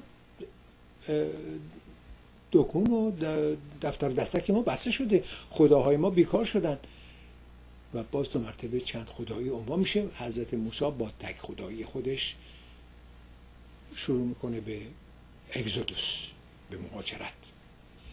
این اون چیزی بود که همه حالت در مورد فلسفه های مختلف در طول تاریخ پیش میاد و حالا من دارم این رفت و برگشت ها رو با اون چیزی که خودم عنوان کردم دارم عمل میکنم تا اینکه از لابلاش ببینیم که شباهت ها کدومن و تضاد ها کدومن. خب داشتم، اگه خاطرتون باشه، داشتم راجع به رواقیان که گفتم فرانسوی ها بهشون میگن استوئیسین ها یا استوئیک، به قول انگلیسی استوئیک ها، راجع به رواقیان صحبت میکردم و گفتم که اینان یه مذهبی داشتن جبری، از اندوه متأثر نمی شدن، چون برای نظر بودن که چون ما نمیتونیم کاری انجام بدیم و این جبر است و برامون نوشته شده توسط خدایان، بنابراین خیر و شر چه اهمیتی داره. و این جمله رو گفتم who cares، چه اهمیتی داره، به زندگی خودمون ادامه بدیم و نباید از اتفاقی که میفته متأثر بشیم، ناراحت بشیم و اندوه به خودمون راه بدیم. اگه خاطرتون باشه گفتم برای اینان 4 تا انسان 4 فهم داشت که گفتم اینطوری عنوان میشد که وهم، گمان، ادراک و بعدم علم یقینه. بعد گفتم که وهم رو انگلیسیش هم بگم که شاید راحت تر باشه برای بعضیا، illusion، وهم رو بگیم به illusion. گفتم به صورت دست باز نشون میدن، هیچی حاصل آدم نیست. بعد گفتم گمان رو یا assumption، گمان یا assumption، ولی به نظر من بهتره که گمان رو بگیم dream، یه چیزی تو خواب میبینیم ولی هیچی دستمون نیست، یه مثل مشتیه که نیمه بازه، یه چیزی هم در یه چیزی دیدیم ولی هیچی دستگیرمون نیست. بعد ادراک، اون که perception، اون چیزی که لمسش میکنیم، و بالاخره یقینه. گفتم یقین رو یک دست درون دست دیگر نشون میدن که قبضه کرده، واقعا نسبت بهش علم داره، نسبت بهش علم داره، میدونه که یه دست دیگر رو در اختیار داره. فلسفه رواقیون از نوع پانتئیسم بود. پانتئیسم یعنی این که آدم بگه همین طبیعت رو که میبینیم خدا هم جزء همین این طبیعت و خارج از این کس دیگه نیست. به عکس مذاهب ابراهیمی خدا یه جای دیگه است و بعد طبیعت یه چیز دیگه، دو تا چیز مجزا از همن. در حالی که برای پانتئیست ها خدا و طبیعت و همین جهانی که میبینیم همه یکی هن. و اینها میگن که معتقدن که جسم یا فاعله یا منفعله. منفعل رو بهش میگن که disgrace یا mortified. فاعله یعنی که نیرو داره، به قول ارسطو انرژی داره. جسم یا انرژی داره و یا اینکه انرژی میخواد. پس میشه اگه انسان رو در نظر بگیریم، مثال بزنم، میشه روحش و بعد جسمش. اگه خدا رو در نظر بگیریم، خدا و ماسوا و بقیه هرچی هست، جهان طبیعت. این پانتئیستا اینطوری دارن فکر میکنن و بین خودمون باشه، مثل که خیلی هم از عرفان ما به دور نیست. روی این موضوع برمیگردم، موضوع جالبیه. خب این هم که قوه و ماده وجود داره، یا روح و بدن وجود داره، و یا خدا و ماسوا، حقیقتشون واحده، واقعیتشون یکیه، با یکدیگر مزج کلی دارن، مزج ازدواج، با یکدیگر چسبیدن به هم دیگه. وجود یکی در تمامی وجود دیگری جاری است، ساری است، سیر میکنه، جریان داره. مثل که دارم راجع به عرفان خودمون صحبت میکنم، داریم نزدیک میشیم.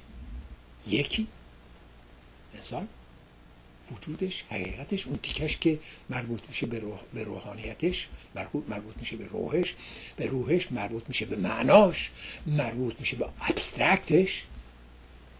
میبینیم با اگه میگیم خدا در وجود این ساری است و جاری است، دقیقاً میشه همون عرفان ما.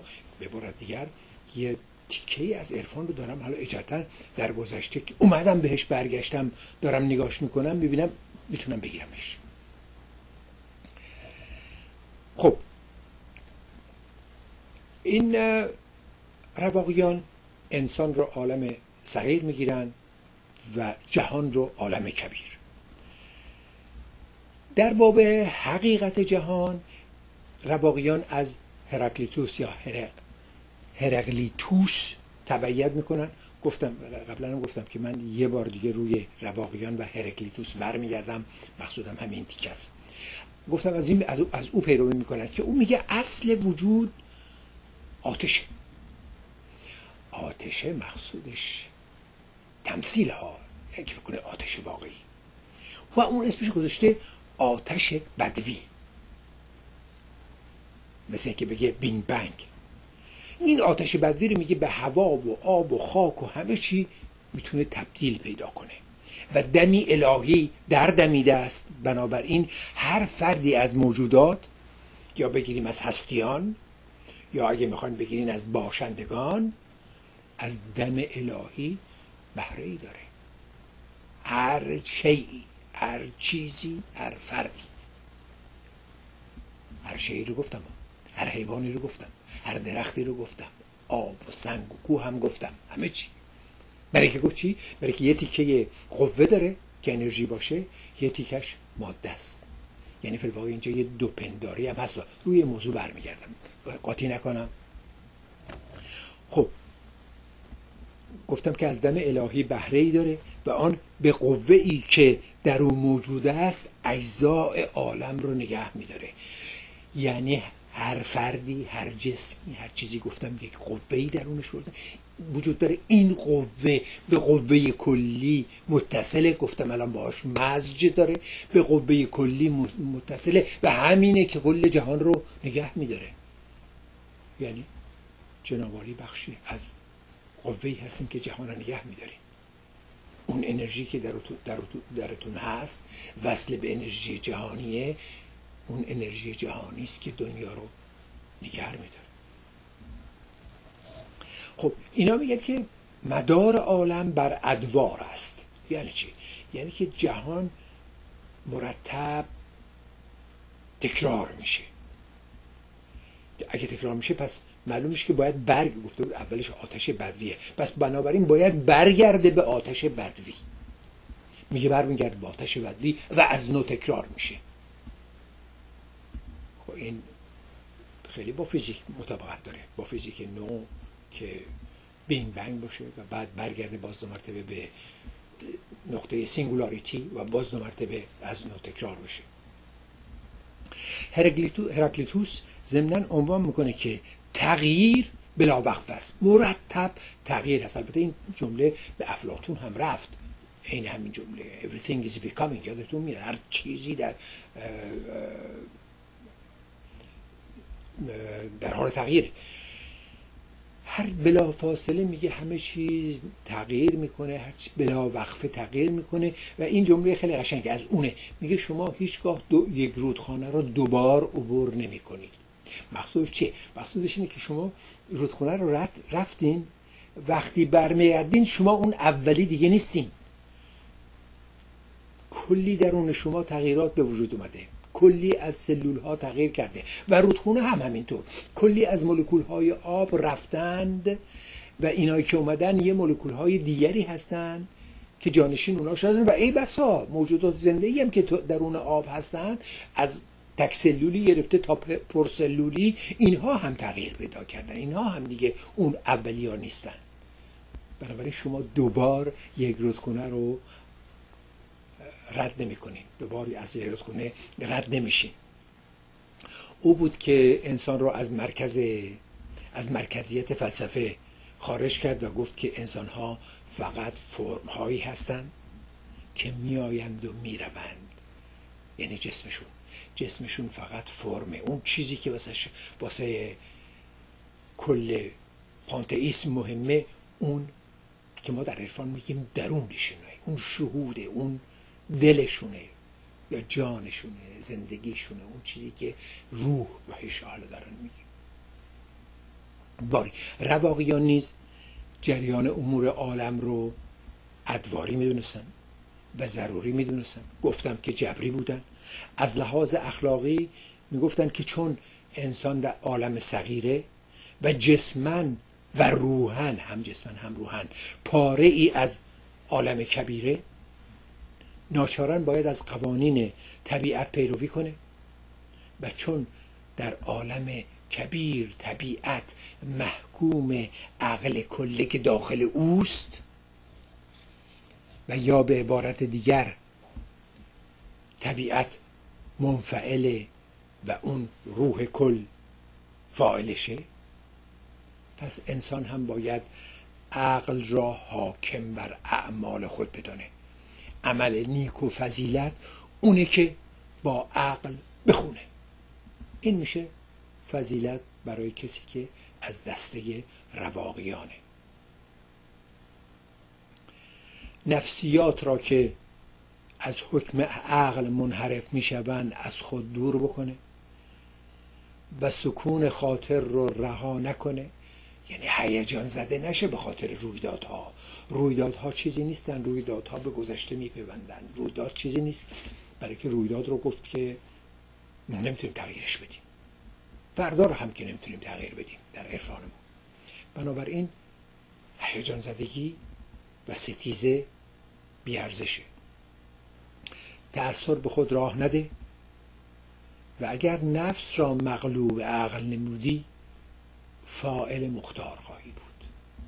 این اون چیزی بود که رواقیون از هراکلیتوس گرفته بودن.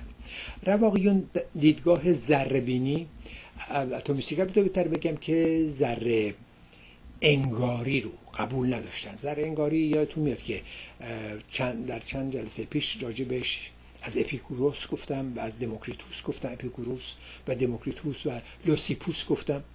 اینا رو به خاطر دارین. از اپیکور که گفتم این اپیکور همون کسیه که پشت خونش رو، باغچه خونش رو تبدیل کرده بود به مدرسه، اسمشو گذاشتم بوستانیان، و گفتم این همون کسیه که میگه خوش باش و مخور غم جهان گذران. اپیکور همون شخصه. یا don't worry be happy.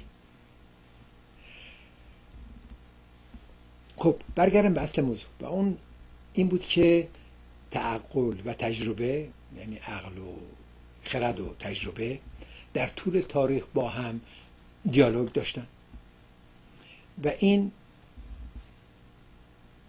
که معرفت شناسی یا اپیستمولوژی از طریق آنها و از طریق منطق و دیالکتیک قابل دستیابیه شکی نداره. اما خود منطق چیه؟ فرض کنیم که به یه نفر میگم که بیا مسائلمون رو از طریق منطق حل کنیم و اون برمیگرده میگه که خیلی خوب و از راه منطق بنده به این نتیجه میرسم که تو آدم غیر منطقی هستی. چی شد؟ مگر اینکه ما چطور نمیتونیم ما مسائلمون رو از طریق منطق حل کنیم؟ اگه از بابت شمردن، خب بیایم بشمریم ببینیم که حق با کیه. اگه از بابت حل کردنی ریاضیات، خب میشینیم حل میکنیم، یا اگه بلد نیستیم کسی که بلده واسمون حل میکنه. اگر از بابت وزن کردن، همون چیزایی که سقراط مان کرد، یادتون میاد در محکمه سقراط، اگر از بابت وزن کردنی وزنش میکنیم مثلا من حل میکنیم. اگر از بابت قانونی کتاب قانون میاریم، از روی کتاب قانون نگاه میکنیم، از روی کتاب قانون که نگاه میکنیم اینجاست معقولا. از یک کلیت میخوایم برسیم به یک جزء. کلیت قانون میگه که اگر کسی دزدی کرد جریمش اینه و اینه و اینه و چون این شخص دزد است پس جریمش اینه، همین است. منطقه ارسطو. کبرای قیاس اون کلیت، صغرای قیاس این شخص، بعدا نتیجه گیری، همش هم منطقی.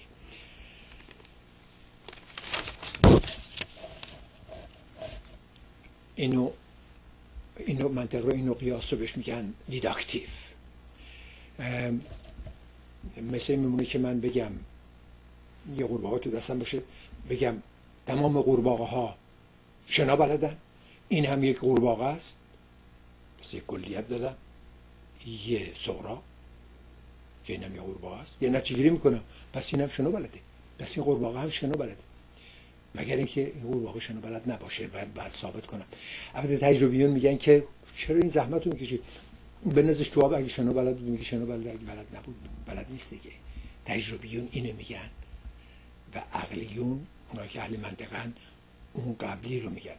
یه جمله خیلی قشنگی داره ارسطو که اینو خیلی زیباست براتون اینو میگم. تو کتابش اینو مینویسه، میگه تمام انسان ها فانی هستند. سقراط یک انسان است، پس سقراط فانی است. مگر ثابت کنیم که همه انسان ها فانی نیستند و یا سقراط انسان نیست و الا اون صغرا و کبرایی که چیده و نتیجه گیری که کرده فوق العاده زیباست و قابل ستایش.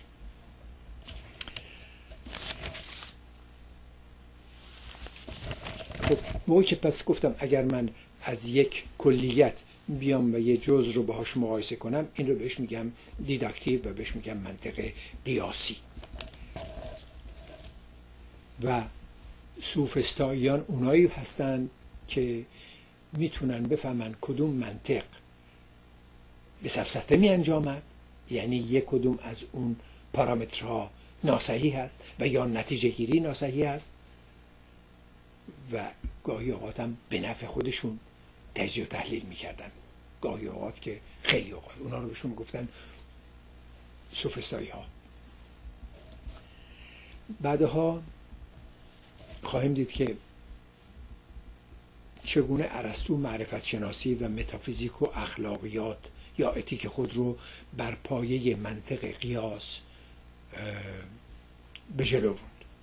و اما حالا اگر منطقی داشته باشیم که از پایین بخواد بیاد و به بالا برسه، یعنی از جزء بیاد و کلیت رو بده، این حالت رو هم میتونیم داشته باشیم که بهش میگیم استقرا. البته این هم مثل قبلی میتونه صغرا و کبرا خودشو داشته باشه، ولی نتیجه گیریش میتونه صغرا و کبرا اصلا صحیح باشه و نتیجه گیری غلط حساب در بیاد در مورد استقرا. حالا یه مثال میزنم ببینید چگونه است. مثلا فرض کنیم که یک دونه قو رو من میگیرم، یه قو میگم سفیده، قوی بعدی توی دریاچه سفیده، قو سفیده، هر جا نگاه میکنم قو، هزاران قو رو نگاه میکنم سفیده، پس میگم که قو حیوانی است که روی آب شنا میکنه و سفیده. آیا میتونم بگم که همه قوها سفیدن؟ نه، استقرا اینطوریه، چون از جزء شروع کردن به حرکت کردن باید یه جای احتمال رو بذارم. شاید یه قوی یه جایی باشه که من نمیدونم و اون رنگش سفید نباشه، خاکستری باشه یا سیاه باشه. در این صورت به صورت احتمال بیان میکنم که محتملاً یا با احتمال یا با probability به گمان 99% همه قوها سفید هستن. به این سبک پیش میره. پس گفتم که نتیجه گیری استقرایی با اطمینان ارائه نمیشه، بلکه به صورت احتماله.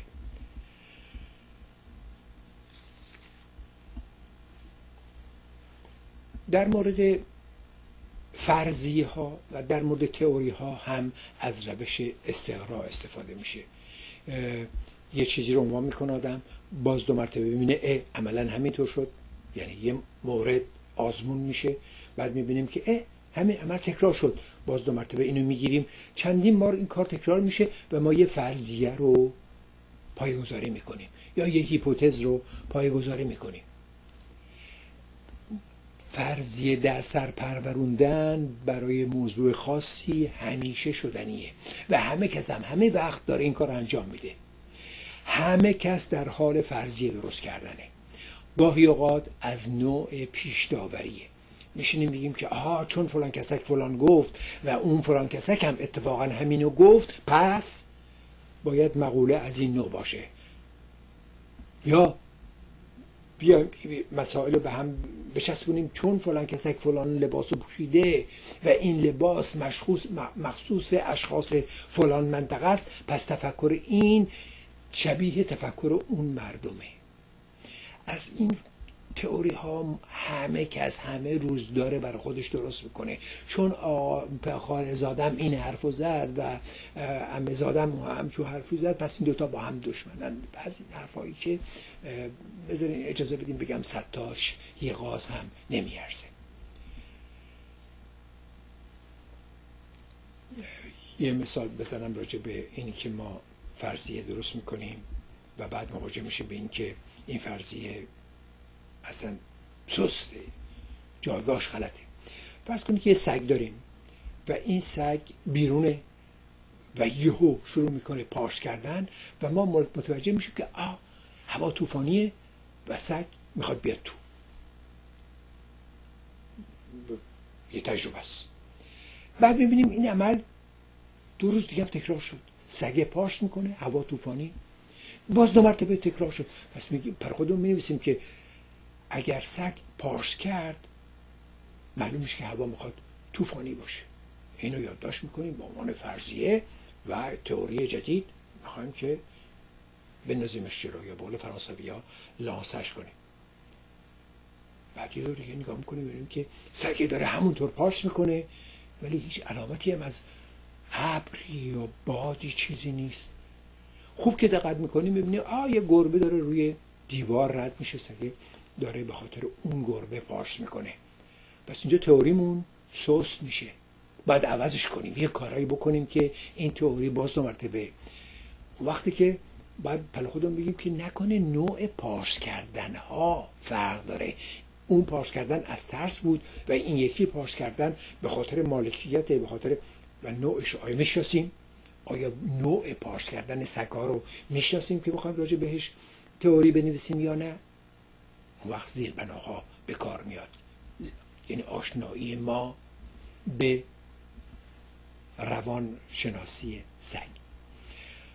پس ببینید که اینجا یه جمله رو گفتم من که نیاز داره خورده گلومو تر کنم. یه ایمیلی برای من اومد که ای مردم ایران مواظب باشین، پارس کردن یه واژه‌ای که عربا درست کردن، همین تئوری که الان دارم میگم، این واژه‌ای که عربا درست کردن، پارس کردن، میخواستن ما پارسیان رو کوچیک کنن و برای سگ این واژه رو اونا عنوان کردن، در حالی که ما باید بگیم سگ واق واق میکنند. شما رو به خدا، آخر عربا پ ندارن.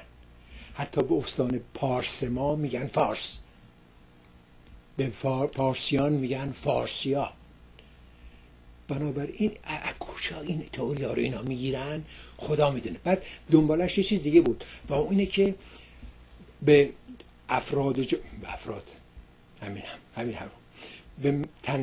به مردم جامعه نگین افراد، برای اینکه فرد در عربی مقصود شتر است و حیوانات است، بنابراین اینو به ما قبولوندن، بنابراین یه واژه دیگه باید انتخاب کنیم که اون تن باشد، گوییم که تن هم عربی است. این آخر یه واژه‌ای هست که در کلام ما جا افتاده و خود عرب ها هم یه واژه‌ای دارن به اسم یوم الفرد، یعنی که موقعی که حجاج از مکه میان جشن میگیرن، جشن حجاجه. و من اصلا نمیدونم اینا رو از کجا اینا در میارن. اینو بهش میگن ستیزه و تئوری هایی برای ستیزه، برای این که مردم رو به چون هم بندازن و گاهی اوقات هم این تئوری ها موفق از آب در میاد. بنابراین تئوری های سست همین است که آدم دنبالش بره ببینه ای بابا اصلا پایه‌ای نداره. پارس با سگ، نگیم دیگه پارس، بگیم واق اصلا واژه چیز ترکی. باری در مورد داشتم در مورد تئوری میگفتم، بعضی تئوری‌ها اصلا گاهی اوقات راجع بهش تعمق کردن، همونطور که الان در راجع به سگ تعمق کردن نیاز به یه سلسله آگاهی‌ها داره. مثلا برای اولین بار که رنتگن ایکس ری رو کشف کرد، اشعه ایکس رو کشف کرد، برای این چندین سال تئوری های مختلف نوشتن که چه اتفاقی میفته. اون موقع هنوز نمیدونستن که مولکول ها چگونه قرار میگیرن. البته در ابتدام راجع به چیزا بود، راجع به بلورها بود، روی بلورها و تعیین ساختمان بلورها کار کرده بود. اصلا نمیدونستن مولکول ها چجوری قرار میگیره، رابطه بین مولکول ها، رابطه بین صفحات مولکولی رو با هم نمیدونست. هی تئوری ها عوض شد تا اینکه بالاخره جا افتاد. بنابراین موقعی که یه تئوری عنوان میشه، نه اینکه رد بشه، یه سلسله آگاهی ها میخواد تا اینکه اون تئوری رو ازش پشتیبانی بکنه. ایده هایی که از اون میتوان بهره برد اینه که کشف بشه که چقدر نمیدونیم، به قول سقراط. خب برخی میگفتن که چون جهان وجود داره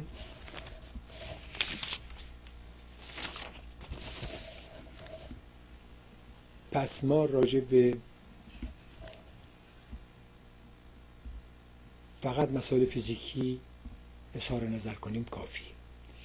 اما یه چیزهایی به خصوص در گذشته عنوان میشد که برمیگشت به متافیزیک، مثل این که بخوام، یعنی همه چیز کمی نبود یا همه چیزی نبود که تو کتاب پیداش کنیم.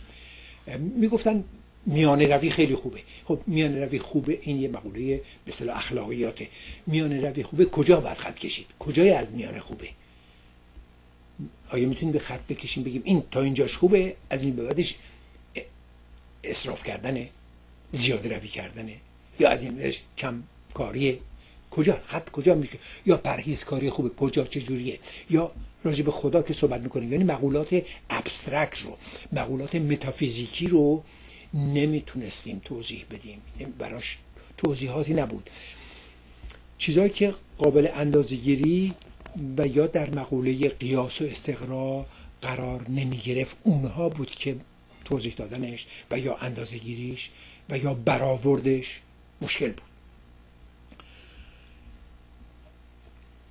برخورد میکنیم اینجا بلافاصله با یکی از گفتمان‌های ارسطو به اسم اخلاق که اگر بهش رسیدم توضیحاتش رو اونجا خواهم داد، اما اینجا نیاز به این دارم که هنوز یه سلسله صحبت‌ها بکنم تا اینکه ارسطو رو برای خودم جا بندازم، موقعی که بهش رسیدم بگم توضیحات رو قبلا دادم. خب کمی رفت و برگشت در گذشته و در دوره کهن یه خود از مسائل حل میکنیم. طی قرون وسطای اروپا و در خاورمیانه و نزدیک یه جدل فلسفی بین مذهب مداران که فقط میگفتن مسائل مذهبی و دینی مهمه، مثل اشعری یا اشعری ها،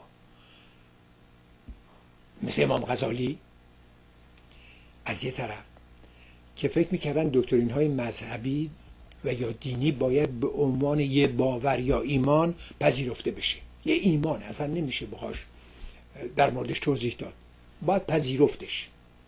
و فیلسوفان مذهبی که از طرف دیگه فکر میکردن که تفکرات مذهبی رو میتوان با افکار و تعالیم فیلسوفانی مثل افلاطون و ارسطو تلفیق کرد و توجیه کرد. خب این بین این دو گروه یک جدل شدیدی در گرفت. خب اینجا قابل توجه است که فیلسوفان دو قرون وسطا از عقاید فلسفی برای اثبات خدا استفاده میکردن و به این وسیله میخواستن به مردم وجود خدا رو با دلیل و منطق بقبولونن و اونها رو با ایمان کنن، ایمانی که پایه در علم داره، پایه در تعقل داره. البته اینم بگم که مردم اون دوره اکثرا به خدا اعتقاد داشتن، اکثرا ایمان داشتن. اینجا فیلسوفا می‌خواستن چیکار کنن؟ آیا خدا رو، فلسفه رو می‌خواستن برای توضیح وجود خدا و یا اینکه خدا رو می‌خواستن برای اینی که فلسفه‌شون رو حفظ کنن؟ توجه دارید؟ پس بنابراین اینجا سوال این بود که خدا رو واسه خودشون می‌خواستن یا اینکه خدا رو واسه خودشون رو واسه خدا می‌خواستن.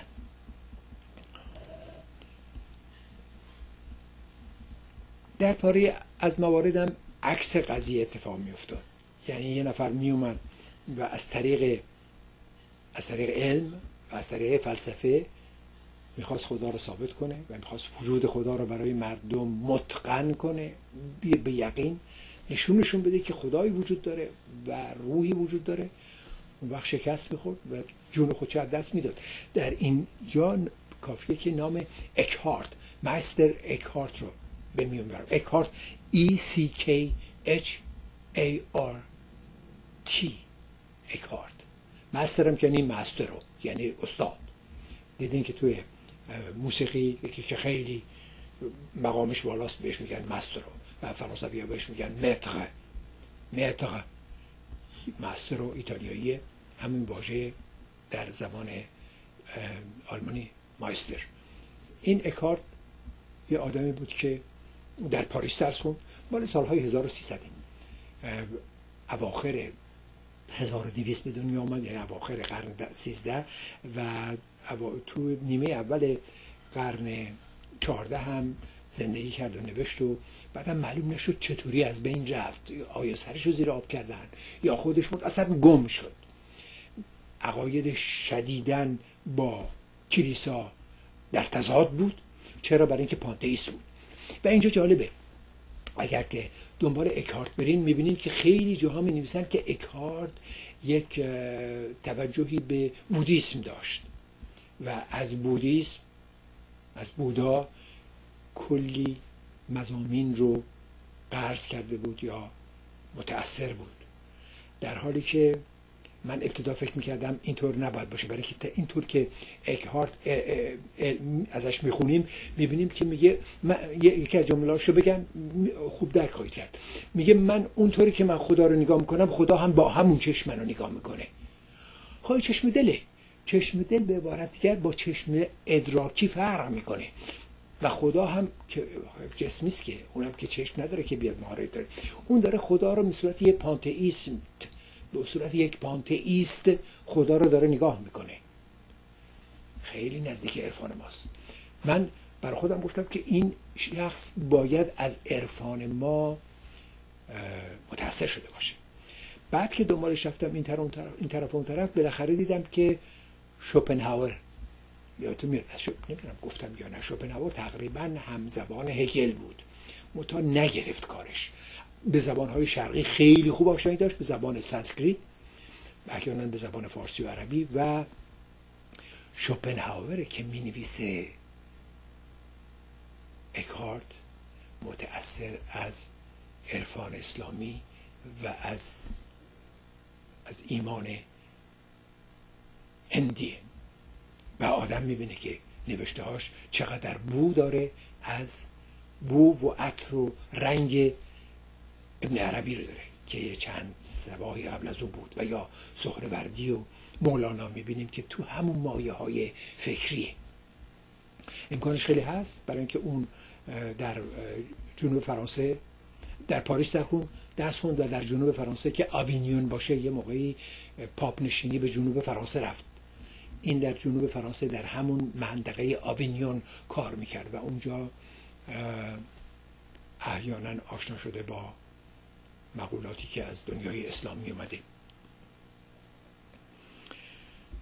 اکارت میگفت که خدا همانا طبیعت است و خود مایی. پاره از فیلسوفان با ایده هایی که بر پایه منطق و طبیعت بود به پذیرش باورهای مذهبی رفتن، مثل فیلسوفان خردگرای مسلمان برای اولین بار اینا بودن و بعد مسیحی و بعد کلیمی. خب اینا میگفتن که چون جهان وجود داره پس نیاز به علت داره که علت اونم خداست. البته بعدها نه درست در همون زمان، بعدها کسانی که میخواستن در مقابل اینا بایستن میگفتن آیا میتوان تصور کرد که همه چیز یه اتفاق باشه؟ البته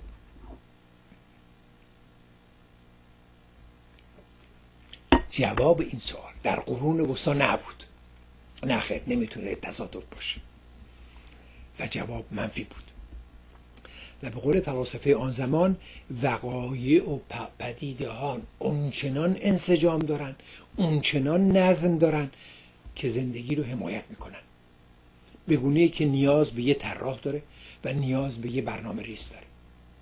باز دو مرتبه اونهایی که در مقابل این تفکر میستن میگن که شاید اون چی که به نظر ما برنامه ریزی شده میاد نیز اتفاقی باشه و آن نظم و ارگانیزاسیون که خدا رو وارد معادلات میکنه ببخشید نتیجه فکر ما باشه و شاید نظم یه ایده باشه که در مغز و روان ماست. ما مثلا اینها عنوان میکنن که چه نظم. حتی منظومه شمسی رو نگاه بکنیم میبینیم که یکی دو تا از سیاره ها یه جور دیگه میچرخن تا سیارات دیگر. حتی یه سیاره، خب البته این یه تئوریه، حتی یه سیاره بین مارس بین مریخ و مشتری از بین رفته. این چه نظمیه که اون سیاره از بین رفته و بعد خورده سنگاش خورده ریزاش توی اون منطقه داره میچرخه. بنابراین اینها سوالشون در این است که کدوم نظم، از چه نظمی صحبت میکنین؟ نظم و بی نظمی اگر صحبت میکنین ممکنه با طبیعت فیزیکی این جهان بخونه، ولی اون نظمی که شما صحبت میکنین مورد دید اینها نیست. اما فیلسوفای دوره قرون وسطا به عنوان جهان رو به عنوان یک پرفکت، به عنوان یک چیز کامل نگاه میکردن و بعد هم خدا رو به عنوان مظهر پرفکشن، مظهر کمال. این گونه براهین برای اثبات وجود خدا ما رو به جایی نمیکشونه. برای همین هم است که مقوله دوگانه پنداری پیش اومد. دوگانه پنداری یا ثنویتی که دکارت عنوانش کرد، گفت اجالتا مقوله متافیزیک رو بذاریم کنار، مقولات فیزیکی رو مطالعه کنیم و بعد به اونها خواهیم پرداخت. هر وقت که سوادمون و دانشمون به اون حد رسید به اونها هم خواهیم پرداخت. من در اینجا با اجازهتون با شما خداحافظی میکنم. امیدوارم که سلامت و شاد باشین و هفته دیگه همین ساعت با هم این موضوع رو مرور خواهیم کرد. با امید دیدارتون. خداحافظ.